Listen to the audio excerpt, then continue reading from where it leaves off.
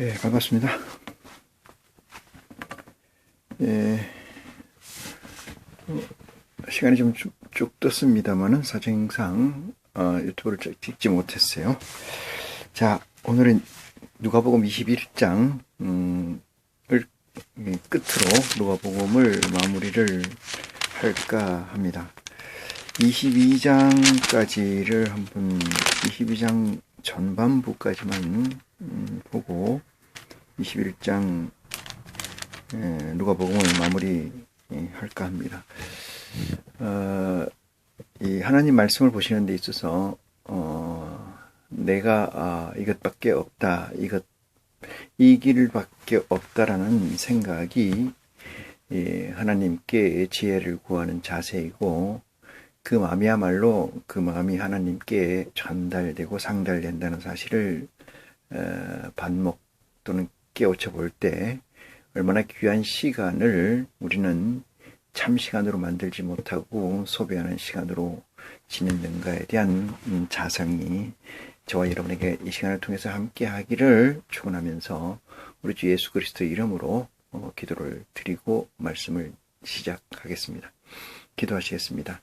놀라우신 아버지 하나님, 저희가 무엇이간데 이처럼 사랑하시는지요. 아버지 하나님의 의도를 알고 아버지 하나님의 계획을 알고 아버지 하나님의 아들의 반열로서 선 저희에게 그 물음은 너무나 감당하기 힘들고 너무나 이해하기 힘든 축복이고 영광인 줄 저희가 믿습니다. 아버지 하나님, 보잘것없는 헐개무리가 아버지 하나님을 찬양하고 아버지 하나님의 의지를 받들어 이 세상에서 구현하고 땅에서 메고 땅에서 푸는 역사가 아버지를 통해서 있게 하여 주신 은혜를 생각할 때마다 아버지 하나님 무고한 영광을 아버지께 드립니다. 아버지 하나님, 이 시간을 통해서 또한 그 가까이를 하고자 하오니 아버지, 우리 죽은 심령들, 이 시간에 말씀을 듣고자 하는 모든 심령들까지 아울러서 아버지 하나님의 허락하신 바 진리의 성령의 도우심을 주시기를 간절히 간곡히 부탁드리오니 아버지 하나님, 이 기도를 받아 허명하시고 이 기도를 들어주시옵소서. 아버지 하나님, 처음 시간입니다. 끝까지 우리 아버지 홀로 영광 받으실 줄 저희가 믿사오며 우리 주 예수 그리스도 이름으로 기도합니다. 아멘. 네. 누가복음 21장 보겠습니다. 예수께서 눈을 들어 부자들이 연복궤에 헌금 넣는 것을 보시고 또 어떤 가난한 과부의 2렙돈 넣는 것을 보시고 그랬어요. 연복궤에, 연보상자에 부자들이 헌금을 넣는 걸 보고 과부가 또 그 상자에 2렙돈이라는 돈을 넣는 걸 보시고 말씀하시되 3절입니다. 내가 참으로 너희에게 말하노니 이 가난한 과부가 모든 사람보다 많이 넣었도다, 이렇게 이야기를 합니다. 저들은 그 풍족한 중에서 헌금을 넣었거니와 이 과부는 그 구차한 중에서 자기의 있는 바 생활비 전부를 넣었느니라 하시니라 했습니다. 모두의 제가 기도에서도 말씀드렸습니다만은 구하는 것이 있고 또 더하고 가졌고 또 더하고가 아니고 only 이것밖에 없다는 절박한 심정에 맞서는 것이 우리 아버지 하나님께 맞서 무릎 꿇는다는 사실을 생각할 때 이 과부는 과부의 전체를 드리는 거죠. 전체를 드리는 것을 우리는 헌신, 이렇게 얘기합니다. 헌신이라는 것은 내 몸을 드리는 거죠. 몸보다 더 귀한 게 어디가 있겠습니까?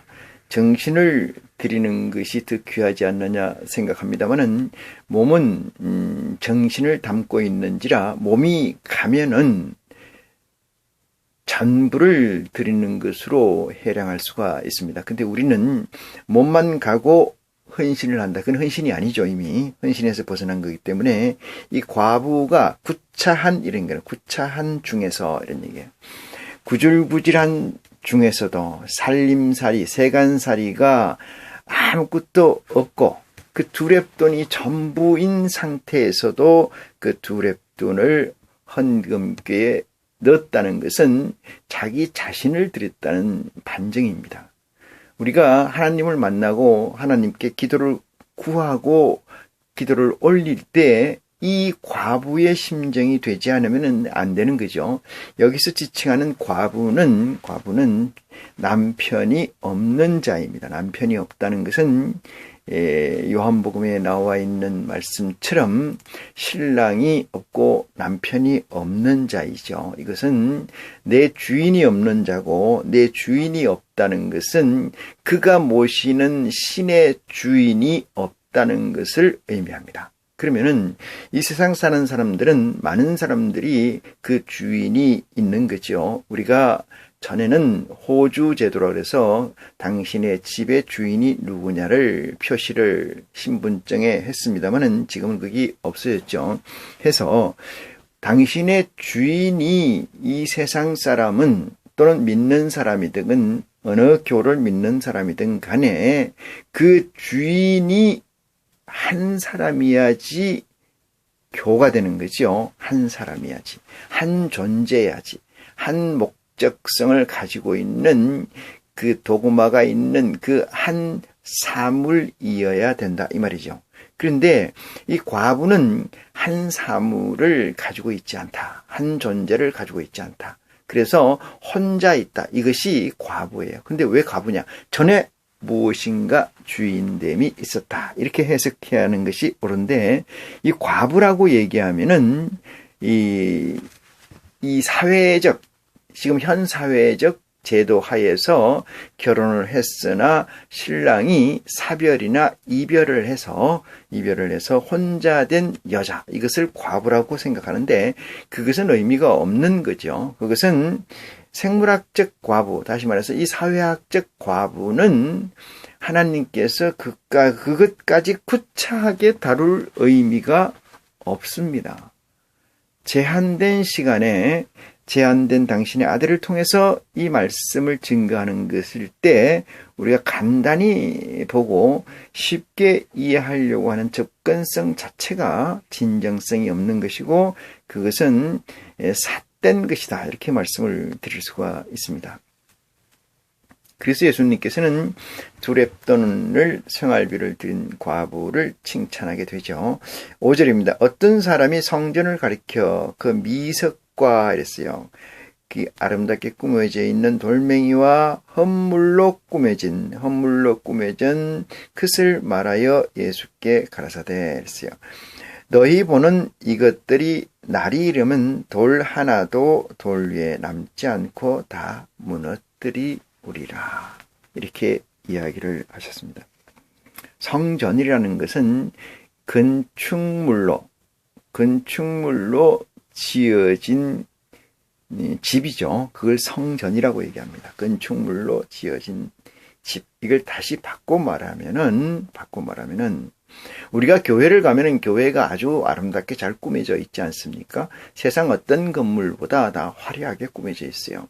여기에 지칭하는 것이 성전이라고 생각하는 것도 틀린 건 아닌데, 여기서 말씀하고자 하는 메시지의 핵심은 이 물질로 지어진, 이 사물로 지어진, 건축자재로 지어진 그 성전을 얘기하는 게 아니고, 여러분이나 저의 성전, 다시 말해서 하나님의 말씀을, 그리스도의 말씀을 내가 담고 있는 곳, 이 육체를 말씀하신다. 또한 이리 해석하는 것이 온당하다라고 말씀드립니다. 성전은 상징적이고 비유한 것입니다만은 진짜 성전은 지금까지 여러분이 그리스도를 만나기 전에, 하나님을 제대로 만나기 전에 가졌던 여러분의 몸뚱아리가 성전된다는 사실을 깨우침받는 은혜가, 축복이 이 시간을 통해서 있기를 간절히 축원합니다. 자, 예수님께서 너희는 보는 이것들이 날이 이르면 이렇게 얘기했어요. 너희 보는 이것들은, 그러니까 저쪽에 있는 건물을 얘기하는 것 같지만 그렇지 않다라고 말씀을 드렸고, 그렇다고 하더라도 틀린 말은 아니다, 이렇게 말씀을 드렸습니다. 돌 하나도 돌 위에 남지 않고 다 무너뜨리우리라, 이렇게 얘기했어요. 먼지가 되어버린다는 거죠. 먼지가. 그 죽음인데 먼지가. 7절입니다. 저희가 물어 가로되 선생님이여 그러면 어느 때에 이런 일이 있겠사오며 이런 일이 이루려 할 때에는 무슨 징조가 있사오리까. 이렇게 이야기를 합니다. 이 묻는 자의 질문에 보면은 저나 여러분이나 옛날에 신앙에서 있었던 거를 다시 반목하며 볼 수가 있는데, 이것은 무슨 얘기냐? 그 성전이 무너지어서 돌 위에 돌 하나 남지 않을 때는 어느 때에 그런 일이 있겠습니까? 이렇게 묻잖아요. 이것은 제가 조금 전에 말씀드렸던 후자의 설명에 의하면은 이것은 어느 때가 아니고 여러분이나 제가 그리스도의 말씀을 진리의 성령을 통해서 최초로 알게 되고 깨우침 받게 되고 회개하게 되고 돌아온 그 시점에 이 일이 있게 되는 거죠. 이 일이.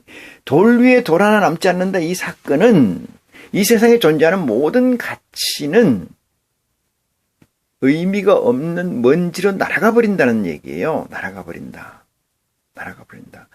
요 앞에 바로 앞절에 뭐가 있었어요? 과부의 두렵던 헌신이 있었다는 거였어요. 두렵던 헌신, 헌금은 자기를 드린 거라고 그랬지. 자기를 드린 거. 남을 드린 게 아니고 저게 있는 걸 주는 게 아니고 내게서 있는 부속품 중에 하나, 내가 소장하고 있는 가치 중에 하나를 하나님 성전에 냈다는 게 아니고 나를 드렸다는 거예요. 나를 드렸다는 거. 이 질문자는 어느 때 공간적 개념에서 또는 통시적 공시적 이렇게 합니다만 개념에서 묻는데 이런 일은 없어요. 없어. 예수 그리스도의 재림은 눈으로 보이게 임하는 것이 아니다라고 얘기를 하잖아요. 아니다. 자, 8절입니다. 예수님께서 가라사대 미혹을 받지 않도록 주의하라 이랬습니다. 이 미혹은 어떤 거예요? 내 마음에 있어서 끌려서 실족하는 걸 미혹이라고 합니다. 내 마음에 끌려서 내 본인의 의지와 관계없이 본인 생각 외의 곳으로 가든지 길, 도에서 벗어나는 것을 실족, 미혹이라 그래요. 받지 않도록 주의하라고 전제하고 난 다음에 많은 사람이 내 이름으로 와서 이르되 내가 그러라 하며 때가 가까웠다 하겠으나 저희를 쫓지 마라. 구체적으로 주님께서 건축 자재로 지어진 성전을 얘기하는 게 아니고 지금 뭐를 얘기하는 거예요? 저나 여러분의 몸뚱아리를 얘기하는 거예요. 몸뚱아리를 얘기하신다 이 말이죠. 때가 가까웠다 하겠으나 저희를 쫓지 마라 이렇게 얘기해요. 때가 가까웠다라는 것은 이 예수님께서 또는 세례자 요한께서 때가 가까우니라 회개하라 이렇게 얘기한 때 그 때와 가깝다는 것 같은데 이것을 표현으로 보면 영어로 보면 at hand인데 at hand라는 건 내 주위에 있다는 거죠. 내 주위에. 내 주위에 있다는 말은 다른 말로 얘기해서 잡으면 잡을 수 있는 곳에 있다는 거예요. 잡으려고 하면은 잡을 수 있는 곳에 있다는 거예요. 그게 때가 가깝다는 거지. 지금이 4월달이니까 때가 가깝다 이러니까 5월달이냐 6월달이냐 10월달이냐 내년 2월이냐 이런 때가 가깝다는 것으로 상정해서는 안 된다 이 말이죠. 그리스도께서 우리에게 주신 하나님께서 우리에게 주신 시기는 예수 그리스도의 시대를 지나서 사도 바울의 이방인의 전도를 해야 되는 복음을 전해야 되는 그 사건을 지나서 어떤 사건이 있어야 돼요? 진리의 성령의 임재의 사건이 있어야 돼요. 그것이 그렇게 때죠. 그 진리의 성령의 시대에서 우리가 가질 수 있는 것은 하나님이 기획하고 준비하시는 때죠. 그렇지만은 우리의 준비할 때 그것은 내 주위에 아버지께서 이미 무소부재하시고 예수 그리스도의 복음이 우리 앞에 있는 이 현실에서 보면은 내가 찾고자 하면은 내가 가지고자 하면은 내가 가고자 하면은 내가 얻고자 하면은 내가 열고자 하면은 들어오시는 그 시대라는 거예요. 그런데 왜 안 들어올까요? 왜 못 들어올까요? 내가 가진 것이 많아서 그렇지 않습니까? 내가 가진 것이 많아. 그렇지만은 그때가 되면은 돌 위에 돌 하나 남지 않고 박살나리라. 이 얘기의 의미를 방점을 두시는 지혜가 여러분에게 있기를 축원합니다. 사람이 내 이름으로 와서 이르되 내가 그러라 하며 때가 가까이 왔다 하겠으나 저희를 쫓지 마라. 이유는 뭐예요? 그게 거짓이라는 얘기 아니겠습니까? 9절입니다. 난리와 소란의 소문을 들을 때에 두려워 말라. 이 일이 먼저 있어야 하되 끝은 곧 되지 아니하니라. 그랬어요. 여기서 점점 여러분이 속으로 생각하기는 이 말씀을 읽으면서 어떤 생각을 해요? 아, 그러면 어느 날짜가 지정되겠구나. 언제라는 시기가 특정되겠구나라고 생각하신다면 큰 오산입니다. 그런 일은 없습니다. 단연코 얘기해서 그런 일이 없습니다. 하나님의 사자, 하나님의 종, 하나님의 선지자라고 하면서 날짜를 박는 그 어리석음은 없습니다. 하나님이 그렇게 어리석합니까? 하나님이 그렇게 속된 말로 얘기해서 무지랭이 같은 생각으로 구원을 하겠다고 천지창조를 하신 것이라고 믿습니까? 그런 일은 없습니다. 10절입니다. 또 이르시되 민족이 민족을 나라가 나라를 대적하여 일어나겠고, 이렇게 하니까 여기서 민족이 나라가 나라 이 얘기니까 국제 간에 이런 얘기를 하는 것 같은데요. 국제 간에 정치적 교리, 정치적 교단, 결국은 자기의 밥그릇을 위해서 하는 단체 조직들이 싸먹는 얘기이죠. 이것은 이런 일은 없다. 그렇게 생각하지 마시라 이거요. 11절입니다. 첫째 큰 지진과 기근과 온역이 있겠고 그랬어요. 온역이 있겠고 그러니까 지금 온역이라는 게 지금 전염병 같은 건데 전염병이 있겠고 이러니까 야 지금 다 와가는갑다 이렇게 생각을 하십니까? 또 무서운 일과 하늘에서 큰 징조들이 있으리라. 이러니까 여기서 하늘은 그 뭐 스페이스 하늘입니까? 그런 거 없습니다. 하늘의 징조는 하늘 보좌의 징조를 읽는 자만 볼 수가 있다는 말씀을 드립니다. 이 모든 것이 12절입니다. 이 모든 일 전에 내 이름을 인하여 너희에게 손을 대어 핍박하며 회당과 옥에 넘겨주며 임금들과 관장들 앞에 끌어가려니와 이랬어요. 이 일이 도리어 너희에게 증거가 되리라 했습니다. 이 증거를 가지고 계십니까? 예수 그리스도를 믿음으로 인해서 하나님을 아버지라 부름으로 인해서 내가 거듭남으로 인해서 이 세상에 살고 있는 물질적 가치의 버림, 거기에 대한 핍박, 거기에 대한 갈등, 거기에 대한 희생을 겪고 있다고 생각하십니까? 그렇다면은 예수 그리스도가 여러분에게 있는 것이 맞습니다. 객관적 가치, 객관적 시각으로 봤을 때 예수 그리스도를 믿으면서 아무 차이가 믿지 않는 자들과 차이가 없다.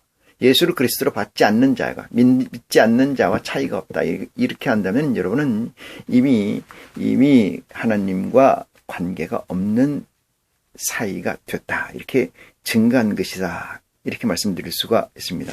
14절입니다. 그러므로 너희는 변명할 것을 미리 연구치 않기로 결심하라. 여기서 너희는 이렇게 얘기하는데 이 너희는 하나님 안에 있는 자를 얘기하고 더 구체적으로 얘기하면 하늘 보좌에 있는 자들을 얘기합니다. 15절입니다. 내가 너희의 모든 대적이 능히 대항하거나 변박할 수 없는 구제와 그랬어요. 구제는 말로 하는 제주, 말제주죠. 구제와 지혜를 너희에게 주리라 했어요. 하나님이 주신다 이랬으면 예수님께서 우리에게 하나님께서 주신다라고 적어놨으면 그것이 주시는 줄 믿는 지혜가 여러분에게 있기를 축원합니다. 예수 그리스도께서 주신다고 했는데도 주시는 것인지 아닌지 그것을 내가 또 판단하고 그것을 내가 믿지 않고 그것이 나와 관계없는 메시지로 여러분에게 있는 것은 여러분은 기독교 예수 그리스도를 믿는 것을 액세서리로 믿는 것이다. 이렇게 말씀을 드릴 수가 있습니다. 16절 심지어 부모와 형제와 친척과 벗이 너희를 넘겨주어 너희 중에 몇을 죽이게 하겠고 또 너희가 내 이름을 인하여 모든 사람에게 미움을 받을 것이나 이렇게 얘기합니다. 모든 사람에게 미움을 받을 것이나 너희 머리털 하나도 상치 아니하리라 이렇게 이야기를 합니다. 여러분 이것은 넘겨주고 너희를 핍박하고 너희를 미워하지만 너희의 머리카락 하나도 상하지 못하게 할 것이다. 이 얘기가 이 사회학적으로 현실적으로 가능한 얘기라고 생각하십니까? 이것은 실제 물질 우리 육체에 관해서 어떤 해가 있고 없고 이런 개념이라는 것이 아니라고 여러분은 확정하고 받아들여야 됩니다. 이 물질에 있는 거, 여러분 이 세상에 사는데 여러분이 정신이 우선하나 물질이 우선하냐 이 문제에 대해서는 100% 물질이 우선하죠. 그런 의미에서 유물사관론의 막스 앵겔스의 공산주의의 이 유물사관론이 지금 이 땅에 이 세계에 팽배하고 있다. 입으로는 정신이 우선하는 세계 가치를 가지고 산다 하지만 그렇지 않다. 여러분 그런 생각들을 다 버리고 예수 그리스도 앞에 무릎을 꿇는 지혜가 여러분에게 있기를 축원합니다. 또한 하나님 또한 마찬가지입니다. 하나님이 여러분에게 홍길순이를 놓고 볼 때 박길순, 홍길동 이렇게 놓고 볼 때 어떤 사람이 자동차를 많이 가졌고 땅의 재산을 많이 가졌고 보석을 많이 가졌고 돈을 많고 이것을 하나님께 보신다고 한 구절이 없습니다. 그냥 사람이에요. 그냥 사람이에요.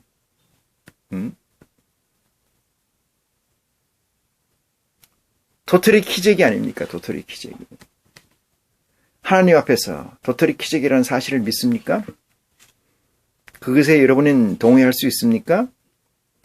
그 자세로 그리스도 앞에서 무릎을 꿇어야 되고 하나님 말씀의 기도를 드려야 되는 거예요.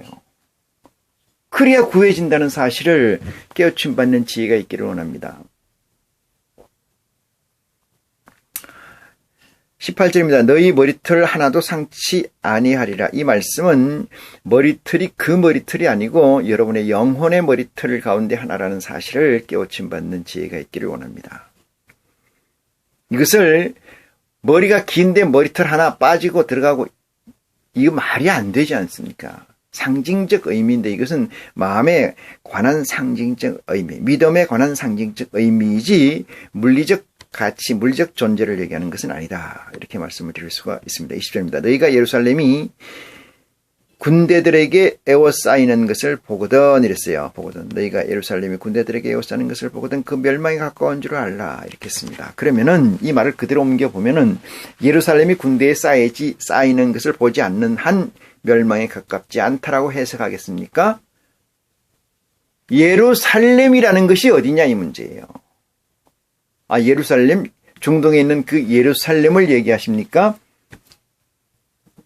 그러면 그 예루살렘이 군대들에게 둘러싸이는 것을 보지 않는 한 멸망은 이르지 않는다. 이렇게 해석할 수 있습니까? 어리석어도 그렇게 어리석습니까? 예루살렘이라는 것은 하나님의 성전을 얘기하죠. 하나님의 성전은 어디에 있습니까? 헤븐, 하늘에 있는 거죠. 하늘에 있는데 여러분의 가치, 여러분의 가운데, 여러분의 중심 가운데 있는 하나님과 예수 그리스도의 존재가 둘러싸이는 것을 보거든. 어디에? 군대에. 이 뜻으로 해석하는 지혜가 여러분에게 있기를 축원합니다.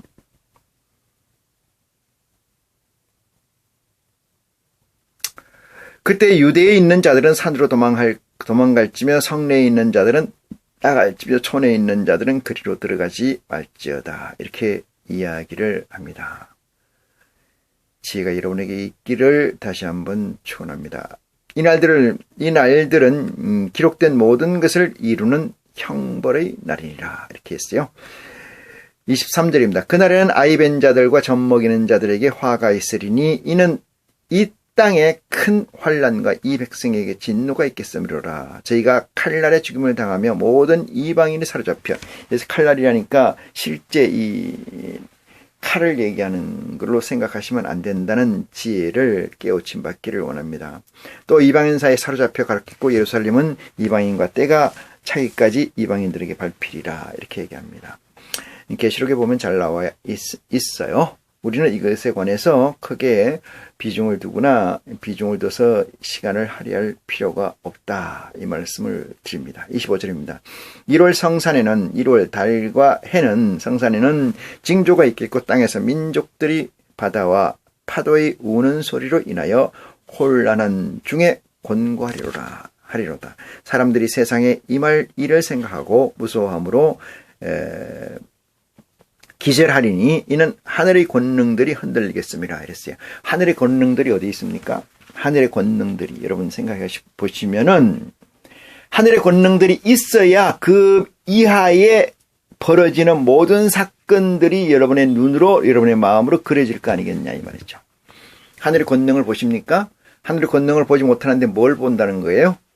여러분의 믿음 가운데에서 형성된 여러분의 태초를 맞이해서 진리의 성령의 도우심으로 인해서 하나님의 보좌를 제대로 보고 난 뒤에나 이 말이 가능하다는 사실을 깨닫기를 원합니다. 26절입니다. 사람들이 세상에 임할 일을 생각하고 무서워함으로 기절하느니 이는 하늘의 권능들이 흔들리겠습니다. 27절입니다. 그때 사람들이 인자가 구름을 타고 능력과 큰 권능으로 오는 것을 보리라. 이렇게 했어요. 능력과 능력과 큰 영광으로 오는 것을 보리라. 큰 영광으로 오는 것을 보시라. 영광 중에 큰 영광이라는 거죠. 오는 것을 보리라. 이런 일이 되기를 시작하거든 일어나 머리를 들라 너희 구속이 가까웠니라 하시다. 여기서 구속은 땅에서 매는 사역이고 땅에서 푸는 사역. 하나님의 능력이 제대로 임한다는 사건이죠. 그래서 구속사적 사건. 이것은 썩어질 몸이 썩지 않을 몸으로 변환되는 순간이라는 사실을 깨우침 받기를 원합니다. 자, 29절입니다. 이에 비유로 이르되 무화과 나무와 모든 나무를 보라 했어요. 여기서 나무는 사람을 이야기합니다. 이 사람을 얘기하는 거지 무화과 나무 실제 많은 나무들을 쳐다보고 있어봤자 의미가 없다 이 말이에요. 싹이 나면 너희가 보고 여름이 가까운 줄을 자연히 아나니 비유로 가져왔어요. 자, 나무들을 봐라 이렇게 얘기하고 싹이 난다면 여름이 가까운 줄을 너희가 아나니 31절입니다. 이와 같이 너희가 이런 일이 나는 것을 보거든 이랬어요. 이런 일이 나는 것을 보거든 누구에게? 사람에게 영성으로 완성된 하나님의 구속되기 전에 있는 그 존재자들에게 이 뜻입니다. 그 존재자들에게 일어나는 것을 보거든 하나님의 나라가 가까운 줄로 알라. 이 말이 어디로 가냐 하면은 21장 7절의 대답입니다. 저희가 물어 가라되 선생님이여 그러면 어느 때 이런 일이 있겠사오며 이런 일이 이루려 할 때 무슨 징조가 있겠사옵나이까? 이렇게 얘기한 답변이죠. 이렇게 질문한 답변이다. 32절 내가 진실로 너희에게 이르노니 이 세대가 지나가기 전에 모든 일이 다 이루어지리라. 이 얘기는 이 세대가 지나가기 전에 이런 얘기는 뭐냐면 이 세대 전에 이 사건 전에 이런 얘기예요. 그러면 이 사건 전에 이런 일이 있다는 것은 두 가지의 세상이 공유된다는 사건입니다. 두 가지의 세상이라고 하면은 두 가지가 있는 거죠. 의지와 행동 시스템인데 의지가 지금 이 세상에서는 의지가 하나의 의지와 하나의 그 의지에 따른 구조 시스템이 있는 거예요. 그럼 이 의지와 이 세상의 의지와 시스템으로서는 하나님이 가고자 하는 목적이 아니고 진행형에 있는 상태이다. 그렇기 때문에 하나님께서 구현될 의지가 새로운 시스템으로 완성되는 사건을 말한다. 이런 얘기예요. 그러니까 이 세상이 지나가기 전에 모든 일이 다 이룬다. 이 모든 일이라는 것은 아버지의 의지가 다 이루어진다. 이런 얘기죠. 어떻게? 시스템으로 완성된다. 이 말로 해석이 가능합니다. 33절 천지는 없어지겠으나 내 말은 없어지지 아니하리라. 이렇게 얘기를 하는 것은 역설법이죠. 그러니까 천지가 없어진다 할지라도 내 말은 없어지지 않겠다고 설명함으로써 하나님의 말씀의 온전성, 하나님의 말씀의 완벽성, 하나님의 말씀의 무결점성을 말하고 있다. 이렇게 말씀을 드릴 수가 있습니다. 34절. 너희는 스스로 조심하라. 그렇지 아니하면은 방탕함과 술 취함과 생활의 염려로 마음이 둔화해지고 뜻밖의 그날이 뜻과 같이 너희에게 임하리라. 이 말씀은 대단히 의미 있는 말씀이기도 합니다만은 술과 방탕함 이랬어요. 방탕함과 술 취함과 이랬어요. 술이라는 것은 인생에서 가지고 있는 아주 작은 테크닉, 이런 것들 또한 돈을 벌기 위한 테크닉, 이런 것들 또한 술입니다. 술. 우리가 먹는 알코올을 술이라고 하는 게 아니고 사술을 얘기해요. 사술. 술 중에 참술은 참포도주예요. 참포도주. 참포도주는 하나님의 성령이고 하나님의 말씀이고 하나님의 영이라는 사실을 이 시간에 각인받는 축복이 여러분에게 있기를 축원합니다. 그래서 여기서 술 취함이라는 것은 하나님의 말씀이 아닌 다른 성령, 다른 마귀, 그쪽에 취해 있는 것을 얘기한다 이거죠. 생활의 염려로 마음이 둔화해지고 이랬어요. 생활의 염려라는 건 뭐예요? 사는 것에 관해서 이 뜻이죠. 뜻밖의 그날이 뜻과 같이 탁 덮치는 게 뜻이죠. 생각 못하게 덮치는 거예요. 쥐새끼가 덫에 걸릴 때 자기가 밥 먹을 걸 먹으러 갔는데 그걸 먹는 순간에 탁 덮치는 거잖아요. 여러분이 먹는 순간, 여러분이 이 세상 것을 먹는 순간 하나님의 나라가 덮쳐서 임한다. 이런 얘기예요. 덮쳐서 임한다. 뜻과 같이 너희에게 임하리라. 이런 얘기는 엔딩이 끝났다. 구원이 끝나게 된다. 그때는 바깥 어두운 데서 이를 갈며 한탄하고 이를 갈며 후회하는 일만 남아있다. 이렇게 말씀을 드릴 수가 있습니다. 35절에 이 날은 온 지구상에 거처하는 모든 사람에게 임하리라. 이렇게 써요. 온 지구상에 거처하는 모든 사람에게 임하리라. 온 지구상이라는 것은 존재하는 모든 것에 임하리라. 이렇게 얘기로 해석을 받고 합니다. 36절 이러므로 너희는 장차 올 이 모든 일을 능히 피하고 인자 앞에 서도록 항상 기도하며 깨어 있으라. 이 깨어 있다는 것은 의식되어 있다 이 뜻입니다. 의식되어 있다. 의식되어 있다는 것은 어떤 상태가 이 스탠드돼 있다. 그러니까 서 있다. 이런 얘기죠. 서 있다. 어떤 상태, 누구를 향해서, 하나님을 향해서. 이것은 하나님과 내가 온라인 상태에 있어야 된다는 전제를 설정한 거다. 이렇게 말씀드릴 수가 있습니다. 예수께서 낮이면 성산에서 가르치시고 밤이면 나가 감람원이라 하는 산에서 쉬시니 모든 백성이 그 말씀을 들으려고 이른 아침에 성전에 나가더라. 이렇게 21장 38절까지의 말씀입니다. 자, 22장을 조금 보겠습니다. 22장. 유월절이라는 무교절이 가까움에 이랬어요. 유월절이라는 것은 모세로부터 만들어진 일인데 무교절이라는 것은 이 무교병, 이게 누룩이 없는 떡 이런 얘기죠.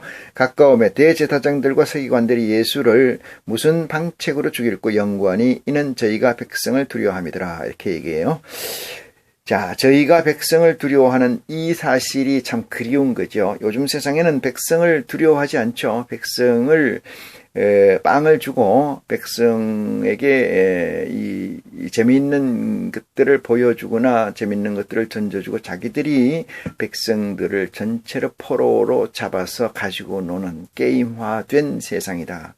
이렇게 말씀을 드릴 수가 있어요. 위정자들이 백성을 두려워한다는 것은 깨어 있는 거죠. 그래도 어느 정도 자각되어 있는 것이라고 생각할 수가 있습니다. 요즘은 위정자들이 어떤 생각을 가지고 있냐면은 자각되어 있는 게 아니고 위정자들이 획정해서 확정했다. 이 얘기는 뭐냐면 자기들은 사람이고 다른 사람들은 사람 이하의 것이라고 확정해 있는 상태죠. 그렇기 때문에 같은 인간이 아니라는 것의 의미죠. 같은 인간이 아니다. 이 시대를 어떻게 평가해야 되냐? 이것은 사악의 끝이거든요. 악한 것의 끝이다. 어디가 진실이고 어디가 거짓이며 어디가 참이고 어디가 거짓인가 틀린 건가에 대한 가치가 혼재되어 있어서 그걸 가름마하기가 쉽지 않은 세상이다. 이런 얘기를 드릴 수가 있어요. 순간순간으로는 진실이 있는 것 같으나 전체로서 보면은 거짓이고 위선이고 이것은 디스토피아, 끝도 없는 세상이고 다른 말로 해서 근본 없는 복사본들만 난무하는 시뮬라클 시티즌 또는 시뮬라클 소시에트 사회다. 이렇게 말씀드릴 수가 있습니다.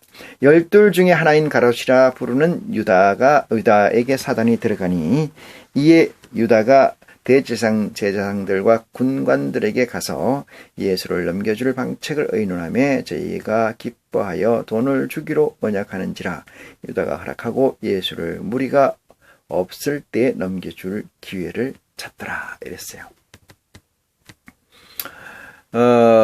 이 말씀은 원체 좀 중요한 말씀이어서 12 중인 하나인 제자 12 중에 하나인 가룟 유다라 부르는 이 유다에게 사단이 들어갔다 이런 얘기죠. 사단을 누가 넣었을까요? 12 제자 중에 한 사람인 사단을 누가 넣었을까? 이 문제는 12 제자라는 것은 12 보좌의 영을 얘기해요. 예수 그리스도 하늘에 있는 하늘의 보좌를 보면은 예수님 앞에 프론토에 12 영이 있어요. 보좌가. 그 12영 중에 하나의 영인 유다의 집에 하나의 영이 점하고 있는 유다의 집, 이 껍데기에 사단이 들어가는 것을 허락할 수 있는 분은 아버지 하나님 외에는 없습니다. 아버지 하나님의 능력 외에는 없다. 이렇게 말씀을 드릴 수가 있고요. 그렇다면은 유다는 이 사건의 허락의 메시지는 또한 페인트이긴 합니다만은 허락하고 안 하고의 의미가 없죠. 허락하고 안 하고의 의미는 사실상 없다. 그 얘기는 그 다음 스텝 투 스텝을 프론트로 나가 보면은 이게 무슨 의미인지의 그 깊이를 알 수가 있습니다. 근데 앞으로 나가지 않으면은 이게 무슨 얘기인지 의미를 분별할 수가 없죠.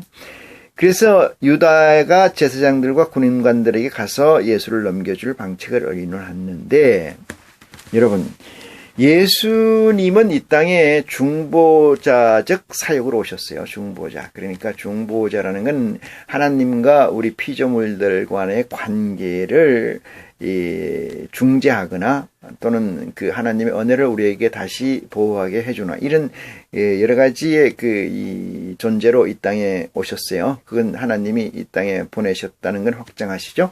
그러면 그분이 하나님께서 예수를 이 땅에 보내셨을 때 그분이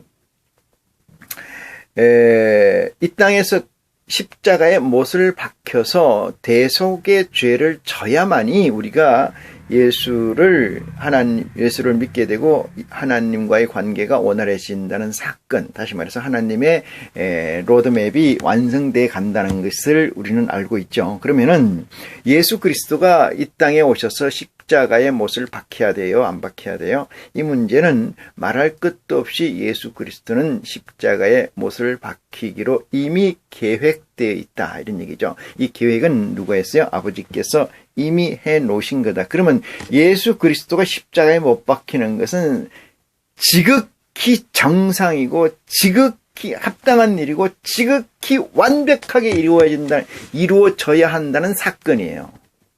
이 사실을 놓치면 안 됩니다. 이 사실을 오버컴 넘어섰을 때 그리스도가 제대로 보여요. 이 사건을 넘어섰을 때, 오버컴 했을 때 하나님이 제대로 보이고 여러분의 구원이 제대로 보인다는 사실을 확정해 주시기를 바랍니다. 만약에 유다가 예수님을 파는 일에 동의하지 않거나 유다가 언 30냥을 받고 딴짓거리를 하거나 예수님이 십자가에 못 박히지 않거나 중간에 불상사가 생긴다는 것은 하나님의 계획의 미스예요. 하나님의 계획의 미스. 우리 입장에서 보면 영원히 구원과 관계없는 아주 유리하는 그대로 별이 돼버린 헐게서 나서 헐구로 돌아가는 이 곤고함을 사망에 굴복하는 역사가 평생이 아니겠습니까? 영원히 지속될 수밖에 없는 이 고리를 끊을 수가 없다 이 말이에요. 뭐를 했으면 예수 그리스도가 십자가에 못 박히지 않았으면은 그 단초가 예수 그리스도의 12프론토인 이 가룟 유다의 몸에 집에 마귀가 들어갔다. 이 마귀는 누굽니까? 마귀는 하나님의 대적자로 생각하십니까? 마귀는 하나님의 대적자가 아니고 하나님 편에 선 자예요. 하나님 편에 선 영이다 이 말이죠. 근데 그게 이 대역을 맡았을 뿐이다 이 말입니다. 이 대역을 맡았을 뿐이다. 그러면 왜 가룟 유다에게 차라리 태어나지 말았으면 좋겠다. 이 세례자 요한의 저주처럼 하늘에서는 저보다 제일 작은 자가 저보다 크겠다. 하늘에 제일 작은 자가 요한보다 세례자 요한보다 크다. 이런 얘기들의 진실에 관해서는 두 스텝 앞으로 나가서 보면은 다 보입니다. 6월절 양을 7절입니다. 6월절 양을 잡을 무교절이 이른지라 이랬어요. 예수께서 베드로와 요한을 보내며 가라사대 가서 우리를 위하여 6월절을 예비하여 우리를 먹게 하라 이랬잖아요. 진정한 6월절은 예수 그리스도가 십자가에 못 박힘으로써 완성된 거예요. 완성. 구약의 6월절 바로하고 했던 그 심판 싸움에 관한 것이 예수 그리스도가 못 박힘으로써 어린 양 예수 하나님의 아들이 십자가에 못 박히고 그것이 통째로 찢어져서 휘장이 찢어지는 것은 성막 그러니까 이 지성소와 성소 간에 처 있는 그 벽이 무너지고 그것이 하나가 되고 예수 그리스도의 속옷이 깊지 않는 꿰매지 않는 통으로 되어 있다는 사실로 증거해서 예수 그리스도의 구약에서 6월절 어린 양을 잡아서 먹는 그 행위가 완성됐다. 예수 그리스도의 십자가에 못 박힘으로. 그 다음의 역사가 하나님의 전행적인 전권 가지고는 역사이에요. 부활과 성천 이 문제입니다. 그래서 부활하심으로 해서 예수가 그리스도로 확정되었느니라 이렇게 얘기해요. 완성되었느니라 이 말씀을 드립니다. 7절입니다. 6월절 양을 잡아 유월절 양을 잡을 무교절이 이른지라 예수께서 베드로와 요한을 보내어 가서 가라사대 요한에게 보시며 가라사대 우리를 위하여 유월절을 예비하여 우리로 먹게 하라 이렇게 얘기합니다. 여짜오되 어디서 예배하기를 원하시나이까 이르시되 보라 너희가 성내로 들어가면 물 한 동이를 가지고 가는 사람을 만나리니 그의 들어가는 집으로 따라 들어가서 그 집 주인에게 이르되 선생님이 너에게 하는 말씀이 내가 내 제자들과 함께 유월절을 먹을 객실이 어디 있느뇨 하시더라 하라. 그리하면은 그가 자리를 베푼 큰 다락방을 보이리니 거기서 예배하라 하신대 이랬어요. 또 다락방은 또 왜 다락방이에요?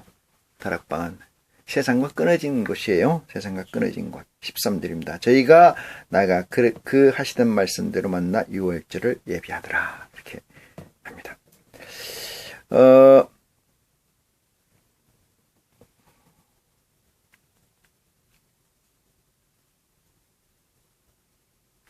자, 4절 봅니다. 때가 이르는에 예수께서 사도들과 함께 앉으사 이르시되 내가 고난을 받기 전에 너희와 함께 이 유월절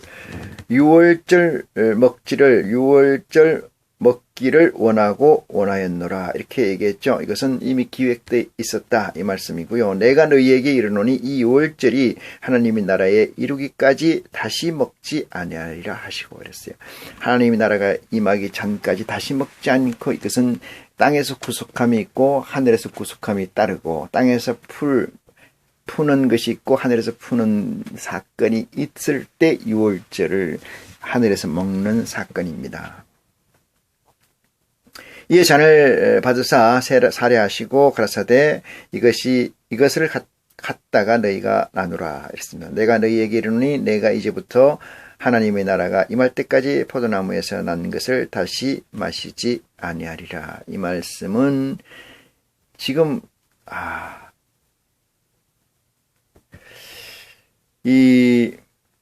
이 포도나무에서 난 것을 다시 마시지 않는다는 것은, 포도나무에서 난 것은 뭐예요?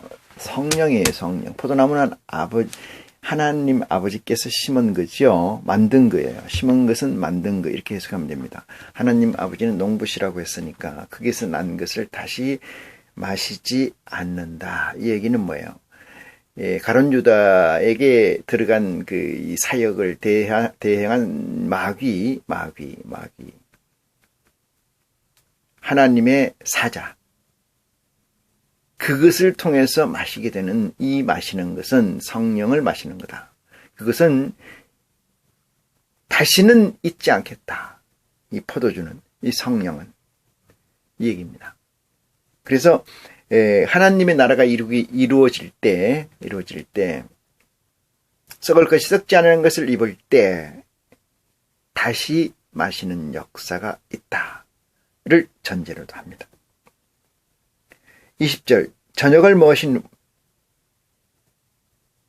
19절입니다. 또 떡을 가져 살해하시고 떼어 저희에게 주시며 가라사대 이것을 너희를 위하여 주는 내 몸이라. 이것은 너희를 위하여 주는 내 몸이라. 너희가 이를 행하여 나를 기념하라 하시고 그랬어요. 여기서 떡은 예수 그리스도께서 우리에게 남겨주신 이 메시지가 떡인 줄 믿는 지혜가 여러분에게 있기를 축원합니다. 20절입니다. 저녁 먹은 후에 잔도 이와 같이 하여 가라사대 이 잔은 내 피로다. 내 피로 세우신 새 언약이니 이랬습니다. 새 언약이니 곧 너희를 위하여 붓는 것이라. 이 잔이라는 것은 성령을 마시는 거죠. 성령. 어떤 성령이냐? 조금 전에 설명해 드렸던 가룟 유다의 성령이죠. 그러나 보라 나를 파는 자의 손이 나와 함께 상위에 있도다. 이렇게 얘기하고 인자는 이미 작정된 대로 가거니와 이랬어요. 이미 작정된 대로. 그러니까 예수 그리스도가 가룟 유다의 손에 의해서 유월절을 드시고 십자가에 못 박혀 팔려가신다는, 언 30냥에 팔려가신다는 이 사건은 인자는 뭐라고요? 인자는 작정된 대로 이랬어요. 다른 말로 기획된 대로 가거니와 이랬습니다. 이 작정이라는 것은 하나님이 하시는 작정이죠. 가거니와 그를 파는 그 사람에게는 화가 있으리로다. 이 말이 요 마지막 그를 파는 이 사람에게는 화가 있으리로다. 이 말이 엄청나게 트릭이에요. 예수님께서 우리에게 이렇게 말씀하시죠. 내 말로 인해서 실족 아니할 수는 없으나 했습니다. 실족할 여지가 너무나 많이 있다는 거지. 그렇지만 실족하는 자는 화가 있으리라. 이게 그 말씀이다. 다시 말해서 이 말씀 때문에 그를 파는 그 사람에게 화가 있어. 그러므로 예수 그리스도를 언 30냥에 저들에게 내어주는, 예수를 저들에게 내어준 가룟 유다는 화가 있다는 얘기 때문에 가룟 유다가 마귀 편이고 사탄 편이었다는 사건이죠. 이것이 지금 이 세상에 온 인류의 기독교라는 예수를 그리스도로 믿는다는 모든 자들에게 외국의 시발점이다 이 말이죠. 외국의 시발점. 이것을 벗어나고 이것을 극복하지 못하면은 여기서 제가 극복이라는 것은 무조건 넘어서는 것이 아니고 논리로 이겨내지 못하면, 논리로 세우지 못하면은 이런 뜻입니다. 영원히 그들 속에 하나님과는 거리가 먼 채로 하나님과는 바깥에 있는 존재로 남게 된다는 사실을 깨우침 받는 은혜가 여러분에게 있기를 기원합니다. 23절 저희가 서로 묻되 우리 중에서 이 일을 행할 자가 누구일까 하더라.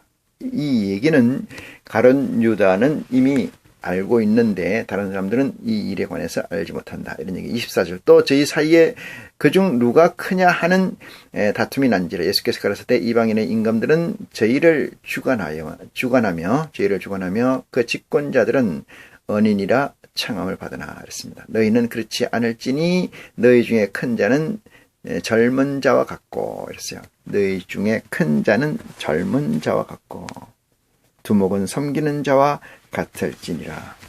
앉아서 먹는 자가 크냐 섬기는 자가 크냐.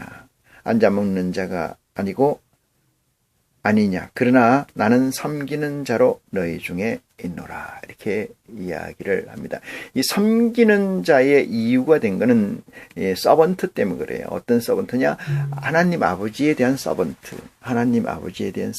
그러니까 12 제자가 있고 하늘에 다 멤버들이 있지만은 그 사람들은 다 각자 하나님과의 라인만 있기 때문에 옆에 있는 것에서 섬기고 이런 개념이 사실상 없어요. 그냥 자기가 하는 일을 할 뿐인 거예요. 그 일을 왜 합니까? 내 좋아하려고. 그 일을 왜 합니까? 칭찬받으려고. 이런 게 없어요. 단지 아버지와 나 관계에서, 하나님 아버지와 나 관계에서 하나님 아버지께서 시키니까, 하나님 아버지께서 하라고 명하시니까 하는 것 뿐이에요. 그 이상의 가치는 하늘 세계에서는 존재하지 않습니다. 나머지 것은 다 위정자들이 만들어낸 레토릭이라는 사실을 깨우침 받기를 원합니다.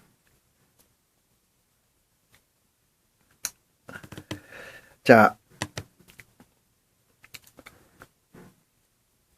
28절입니다. 너희는 나의 모든 시험 중에 항상 나와 함께 한 자들인저 이랬어요.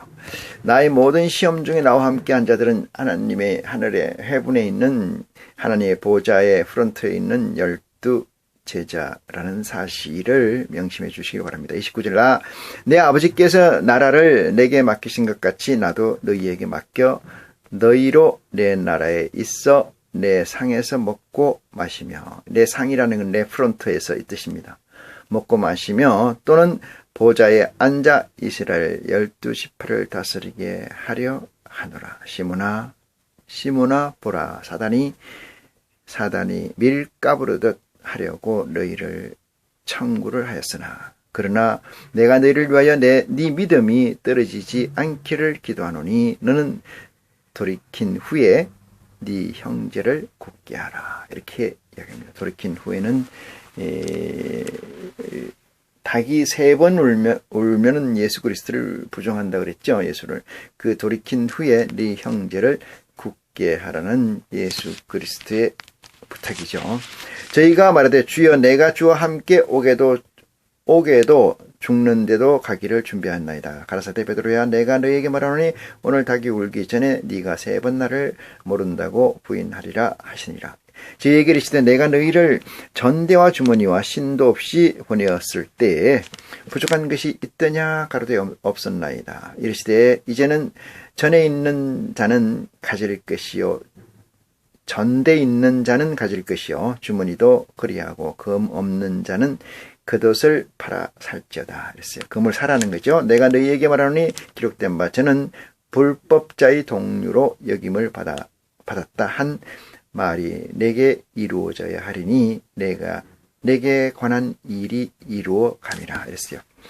불법자의 동류는 같은 종류다 이거죠. 불법자의 역임을 받았다 한 말이 내게 이루어져야 하리니 이랬어요. 이루어져야 된다는 거죠. 요 말씀은 아까 22절에 인자는 이미 작정된 대로 가거니와 그를 파는 그 사람에게는 화가 있으라는 말, 그 말과 같은 의미다. 이렇게 해석하면 됩니다. 38절 저희가 여짜되 주여 보소서 여기 검 둘이 있나이다. 대답하시되 족하다 하시니라. 이렇게 말씀을 하십니다.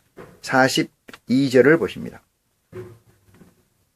아버지 만일 아버지의 뜻이거든 이 잔을 내게서 옮기시옵소서. 그러나 내 원대로 마옵시고 아버지 원대로 되기를 원하나이다. 이 말씀은